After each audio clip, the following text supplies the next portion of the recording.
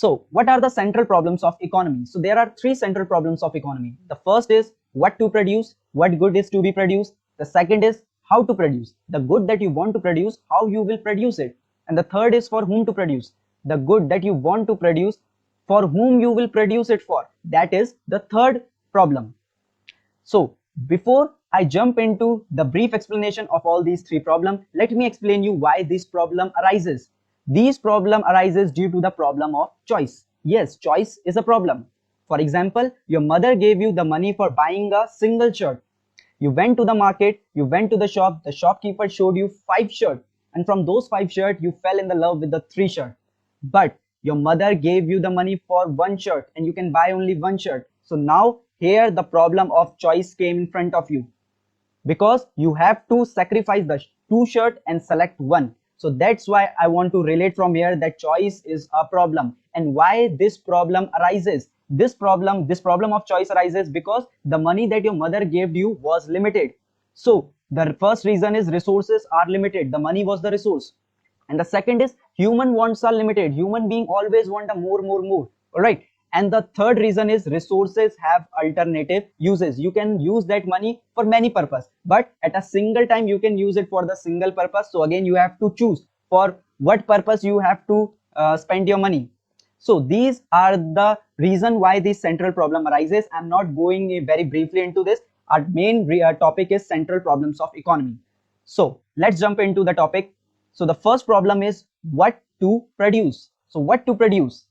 Now, let's take an example. You got the lot of money and you want to open the company. So the first question that will come to your mind, you want to open the company for which good? Which good you want to produce? Because in our surrounding there are a lot of goods. Okay, if you either you want to open the company for the tube bulbs, or for the mobile, or for the fan, or for the furniture, there are lakhs and lot of product that you can open a company for. So again here the problem of choice came, because you have to select the 1 or 2 or 3 goods. You cannot produce all the goods. Why you cannot produce all the goods? Because resources are limited, money that you have is a limited, labor are limited, land is limited. You cannot produce all the goods. All right, so let's read out. There are two aspects of this problem. The first one is what good should be produced. What good should be produced, that I told you. And the second is what should be the quantities of the goods that are to be produced. Okay, we will get this. So the first problem relates to the goods which are to be produced. Every economy has limited resources. Every country, every economy has a limited resources, and thus cannot produce all the goods. Therefore, the economy has to choose what good should be produced, whether consumer good or capital good. Consumer good are the good which the consumer consume it, and the capital goods are those good which helps to produce this consumer good, like machines and all. So as it is said, not everyone can produce all the good. No one can produce all the good. Okay, you have to select the 1 or 2 or 3. Now let's say that you have selected the 3 good that you want to produce.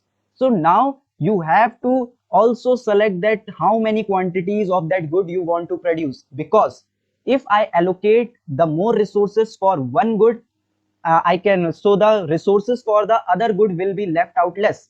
Okay, for example, Nestle produce Maggie, Nestle also produce chocolate, and Nestle also produce Cerelac. So if Nestle allocate more resources for Maggie, so resources for the other two, chocolate and Cerelac, will be left less. Okay, so you have to choose it wisely, that for which product you want to allocate more resources, and this ultimately depends on the demand. For example, Nestle Maggie is very famous and it has a huge demand, so obviously they will allocate more resources for that.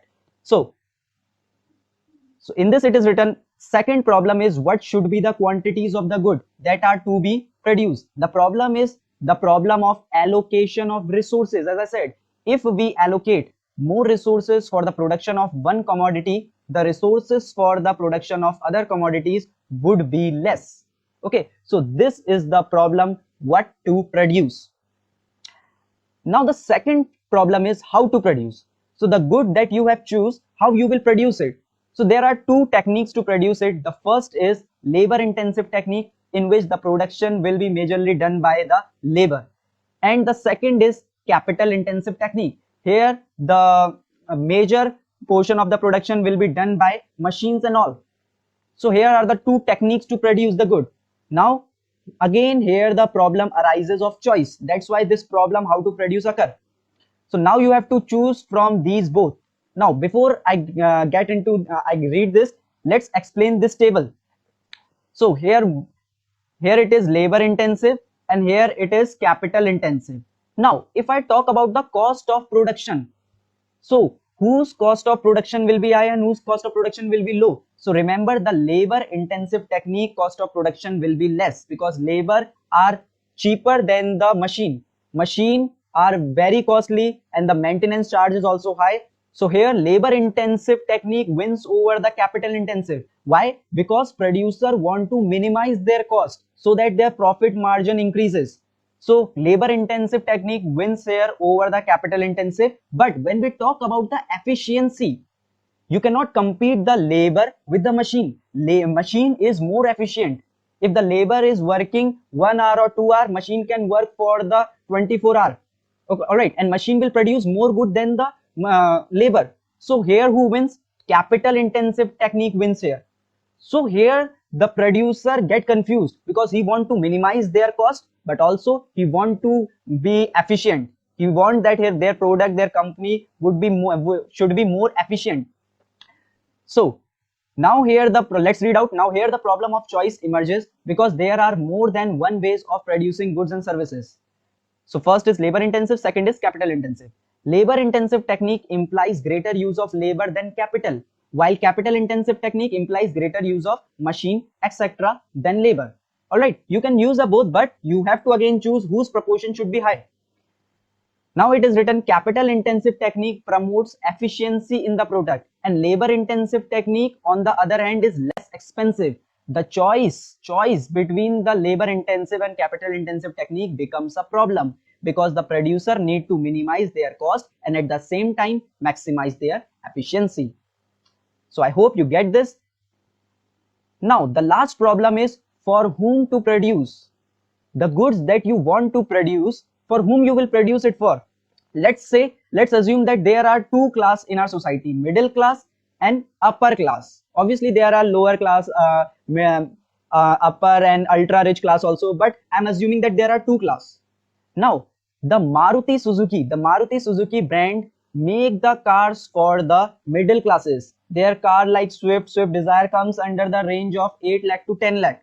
All right, but the BMW brand, they produce the car for the upper class only.